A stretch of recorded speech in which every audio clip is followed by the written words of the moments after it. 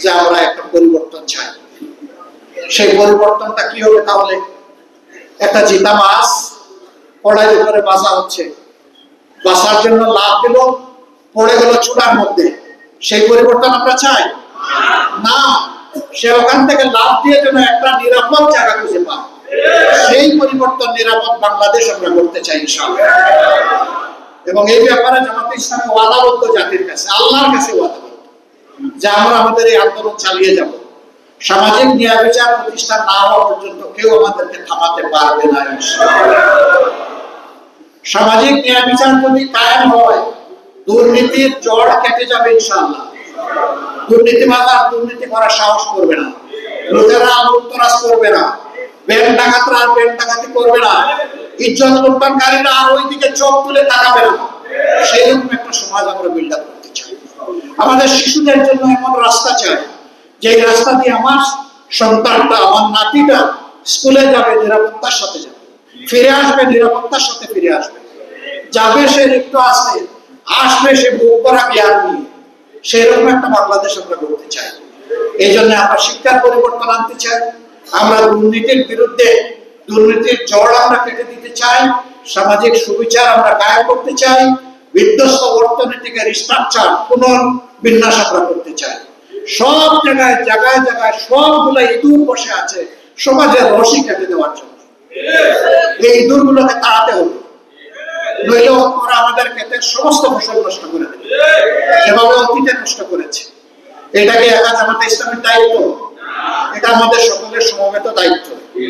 সম্মানিত সুধীমণ্ডলী, বিপদের দিনে যেভাবে বুকে আশ্রয় দিয়েছেন, এখনকার দেশ গড়ার কাজে আসুন সেইভাবে আপনাদের মায়ার শক্তিশালী হাতগুলো আপনারা এগিয়ে দিন। যতক্ষণ পর্যন্ত জামাতকে ইনসাফের উপরে দেখবেন, কল্যাণের উপরে দেখবেন, ইতিবাচক ধারায় দেখবেন, জনগণের খেদমতে দেখবেন, দেশ গড়ার কাজে দেখবেন, সেই সময়টা আমরা চাই আপনাদের ভালোবাসা, আপনাদের দোয়া, আপনাদের মুখে আবারও একটি মায়াবী বিছানা এবং আপনাদের সক্রিয় পদচারণ। একসাথে আমরা পথ চলবো ইনশাআল্লাহ। আমরা এই জাতিকে আর বিভক্ত করতে দেব না। দল ধর্মের ভিত্তিতে টুকরা টুকরা হবে না এই জাতিরা। সবাই মিলে বাংলাদেশ এবং আমাদের স্বার্থের ব্যাপারে সবার আগে বাংলাদেশ ইনশাআল্লাহ। এই জন্য জামাত ইসলাম ইতিমধ্যে ঘোষণা করেছে যে আল্লাহ যদি আল্লাহ তাআলার ইচ্ছায় এবং জনগণের ভালোবাসায় আমাদেরকে এই জনগণের দেশের সেবা করার সুযোগ দেন, সরকার গঠনের সুযোগ দেন, তাহলে আমরা সরকারের তহবিল থেকে এমন কিছু গ্রহণ করব না যা করা নৈতিকভাবে সঠিক নয় বলে আমরা মনে করি। অতীতে যা হয়েছে তার দায়িত্ব আমার নয়, আমাদের নয়। দেশের প্রচলিত ধারায় অনেক কিছু হয়েছে, সেটা বৈধ ছিল। বৈধ হলেও যেটা আমার জন্য নেওয়া অত্যাবশ্যক নয় সেটা আমরা নিব না ইনশাআল্লাহ।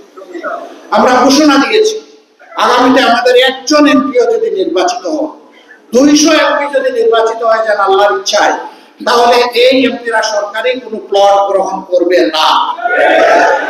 আমরা ঘোষণা দিয়েছি আমাদের জীবন এখন যেমন আছে তখন তেমন থাকবে। এই জন্য বিনা ট্যাক্সের গাড়ি আমরা চলবো না। এখন যদি রিক্সা চলি তখনও রিক্সায় চলবো, এখন যদি বাইসাইকেল চালাই তখনও বাইসাইকেল চালাবো, এখন যদি আমরা গাড়ি নিজেদের ট্যাক্স দিয়ে আনতে পারি তখনও চেষ্টা করবো ট্যাক্স দিয়ে আনার, না পারলে নাই। জনগণের উপরে ট্যাক্স বসানোর জন্য আমাদেরকে ভোট দেবে না, বরঞ্চ জনগণের হকের পাহারাদারি করার জন্য আমাদেরকে ভোট দেবে। আমরা সেই পাহারাদারি করতে পারলেই আমাদের রাজনীতি সার্থক, না করতে পারলে আমরা ব্যর্থ। আমরা ব্যর্থ হতে চাই না। আমরা আল্লাহ তাআলার সাহায্য চাই আর আপনাদের দোয়া চাই। আর ভুল করলে আপনাদের কাছ থেকে একদম শক্ত সমালোচনা চাই, ছাড় দেবেন না। আমাদের ভালোবাসেন বলে আমাদের ভালো কাজেরও আপনারা আমাদেরকে অভিনন্দন জানাবেন, আবার খারাপ কাজ করলেও বলবেন না এটা হতেই পারে। আমরা আপনাদের কাছ থেকে এটা আশা করি না। খারাপ যদি কিছু হয় দেশের সাথে, জাতির সাথে, আপনার ইমানের সাথে, নাগরিক দায়িত্বের জায়গা থেকে অবশ্যই করবেন, আমাদেরকে ছাড় দেবেন না। তবে হ্যাঁ, জনগণকে জানানোর আগে আমাদেরকে জানাবেন। আমরা যদি সংশোধন হয়ে যাই আলহামদুলিল্লাহ, যদি নাই হয় এটাও জনগণকে জানাই দেবেন। মিডিয়ার ভাইয়েরা যারা আছেন তাদের প্রতি আমাদের বিনয়ী অনুরোধ, আপনারা সমাজের চতুর্থ স্তম্ভ। সাংবিধানিক স্তম্ভ তিনটা, এরপরে সাংবিধানিক না হলেও এটা অত্যন্ত শক্তিশালী স্তম্ভ। ওই তিন স্তম্ভের মেরুদণ্ড সোজা রাখে এই স্তম্ভ। স্বচ্ছ সাংবাদিকতা, দায়িত্বশীল সাংবাদিকতা একটা জাতিকে তার গন্তব্যে পৌঁছার জন্য যথেষ্ট শক্তি যোগায়। আবার এই জায়গায় যদি কোনো ব্যতিক্রম ঘটে তাহলে এই জাতি কিন্তু অ্যাক্সিডেন্ট করে পঙ্গু হয়েছে। অতীতের দিনগুলোতে সেই তিক্ত অভিজ্ঞতা আমাদের হয়েছে। আমরা আপনাদেরকে অনুরোধ করব, সব সময় বলতেই থাকবো, সাদাকে সাদা বলুন, কালোকে কালো বলুন। সেই কালো আমি হলে আমাকেও ছাড় দেবেন না, ধরবেন, আমাকেও সাদা করে ছাড়বেন। প্রিয় সম্মানিত সুধী মণ্ডলী, এবারকার যে সুযোগ আল্লাহ তাআলা এই জাতিকে দিয়েছেন, সুযোগ বারবার আসবে না। এত নির্যাতন নিষ্পেষণের পর জাতি যে অপূর্ব সুযোগ পেয়েছে আগামী নির্বাচনের মধ্য দিয়ে এমন একদল মানুষের হাতে, আমি দল বলতে রাজনৈতিক দল মিল করছি না, মানুষের সমষ্টি মিল করছি, মানুষের হাতে এই দেশ পরিচালনার দায়িত্ব তুলে দিবেন, যাদের হাতে তুলে দিলে আপনার এই আস্থা জন্মাবে, দেশটা সঠিক রাস্তার উপরে চলবে। একজন নাগরিক হিসাবে স্বাধীন দেশের যা আপনারা প্রত্যাশা করেন তা পূরণ হবে। যাদের ব্যাপারে এই আস্থা হবে, আপনাদের মূল্যবান ভোট তাকে দিবেন এবং তাকে ভোট দেওয়ার জন্য জাতিকে আপনারা উদ্বুদ্ধ করবেন। শুধু নিজের ভোট দিয়ে আপনারা বসে থাকবেন না। প্রবাসে 14 দিন কাটিয়ে এসেছি, সেখানে সরকারি বেসরকারি অনেকের সাথেই উঠা বসা হয়েছে, কথা হয়েছে, দেশের স্বার্থে কথা বলেছি, চেষ্টা করেছি স্বার্থ কোনোভাবে বিঘ্নিত না করে কথা বলতে। আবার বাংলাদেশি প্রবাসীদের সাথে মিলিত হয়েছি, তাদেরকে বলেছি কেউ কারো অধিকার এই জমানায় পকেটে এনে ভরে দেয় না, অধিকার লড়াই করে আদায় করতে হয়। তবে একবার আদায় হয়ে গেলে তার ধারা চলতে থাকে। আপনাদের ভোটের অধিকার ছিল না, আমরা লড়াই করেছি, আমরাই লড়াই করেছি, আমরাই লড়াই করেছি। অনেক দল বরঞ্চ তার বিরোধিতা করেছে যে প্রবাসীদের আবার ভোটের দরকার, ওরা আমাদেরকে যোগান দিয়ে যাবে, টাকা পাঠাবে, কারেন্সি দিবে, আমাদের অর্থনীতি এইভাবে চলবে, তাদের আবার ভোটের দরকার নেই। খোলামেলা এই কথাগুলো বলেছে, বলে না? আমরা বলেছি অবশ্যই দরকার আছে, অবশ্যই তাদের অধিকার দিতে হবে। কারো কাছ থেকে কিছু নিতে হলে তাকে তার ন্যায্যতা দিতে হবে। আমরা বিশ্বাস করি একটা অধিকার যদি তাদের প্রতিষ্ঠিত হয়, একটা অধিকারের হাত ধরে তাদের বাকি অধিকার গুলা প্রতিষ্ঠিত হবে ইনশাআল্লাহ। সিলেট প্রবাসী বহুল একটা এলাকা, আমি তাদের মধ্যে ব্যাপক উদ্দীপনা উৎসাহ দেখেছি। জীবনের এই প্রথম এই সুযোগটা তাদের জন্য খোলা হয়েছে।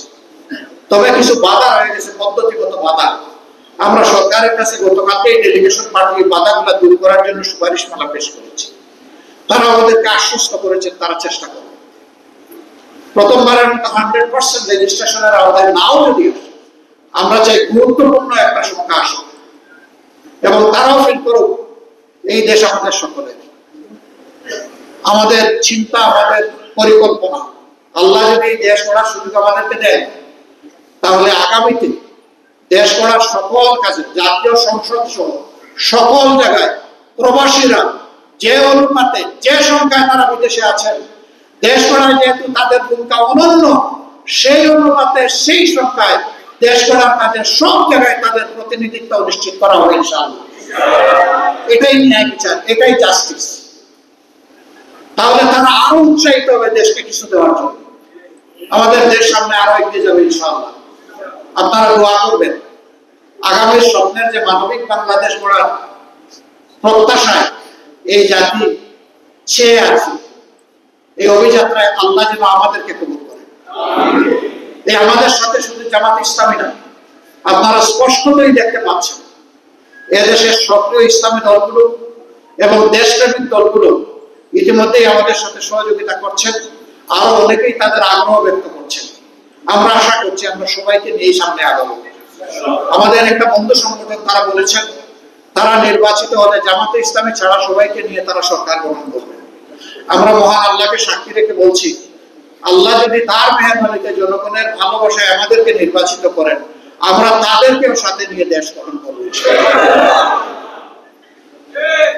আর যদি কোনো কারণে আল্লাহর ইচ্ছায় সিদ্ধান্তে আমাদেরকে বিরোধী দলে বসতে হয়, আমরা তাদেরকে আশ্বস্ত করছি প্রত্যেকটি মানবিক কাজে, ভালো কাজে আমরা অবশ্যই তাদের কর্মী হয়ে এই কাজ করবো, আমাদের কোনো আপত্তি থাকবে না।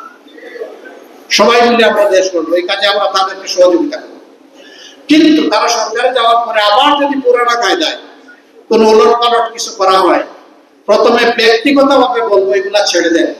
যদি তারা সংশোধন হয়ে যান আলহামদুলিল্লাহ, আমরা খুশি হব, অভিনন্দন জানাবো। যদি না করেন তাহলে আগেও যেমন জীবন বাজি রাখা আন্দোলন সংগ্রাম আমরা করেছি, আগামীতেও কাউকে আমরা ছাড় দেব না। আমরা যা করার অঙ্গীকার করছি, সরকারের গেলে আমাদের জন্য এটা বাধ্যতামূলক হবে এটা বাস্তবায়ন করা। যদি বিরোধী দলে আমরা বসি, আমাদের জন্য বাধ্যতামূলক হবে এটার জন্য লড়াই করা, এই দাবি আদায় করে ছাড়া। এই নীতিতে ইনশাআল্লাহ আগামীতে আমরা চলবো। আপনারা দোয়া করবেন, দোয়া করুন বাংলাদেশ যেন আর কোন ফেসিবাদের কবলে না পড়ে, আর কোন অপশক্তির কবলে না পড়ে, যারা মানুষের উপর থেকে হিংসা চরিতার্থ করবে আর জাতিকে ভাগ করে টুকরা টুকরা করবে। আমরা সবাই মিলে ঐক্যবদ্ধ জাতি চাই, মেজরিটি মাইনরিটি মোটেই মানি না। neither majority nor minority, rather we want unity.